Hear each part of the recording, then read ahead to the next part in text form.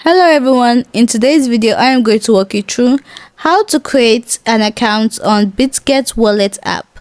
Now, Bitget wallet is a non-custodial cryptocurrency wallet, and creating an account is slightly different from creating an account on a centralized exchange. Here's a step-by-step guide to creating a wallet within the Bitget wallet app.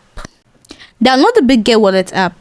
Download the Bitget wallet app from the device's app store, that is Google Play for Android or Apple App Store for iOS. Once the app is downloaded, open it on your device. You typically see an option to create a new wallet or create wallet. Tap on this. Create a strong and secure password for your wallet. This password will be used to encrypt your private keys. Confirm the password. Now, this is the most crucial step. The app will generate a 12 to 24 word seed phrase. That's the recovery phrase. Write down the seed phrase on a piece of paper and store it in a safe and secure location. Do not take screenshots or store it digitally. Anyone with access to your seed phrase can access your wallet and funds.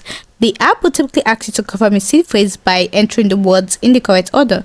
Once you confirm the seed phrase, the setup process is complete. You will now have access to your Bitget wallet and can start managing your cryptocurrency.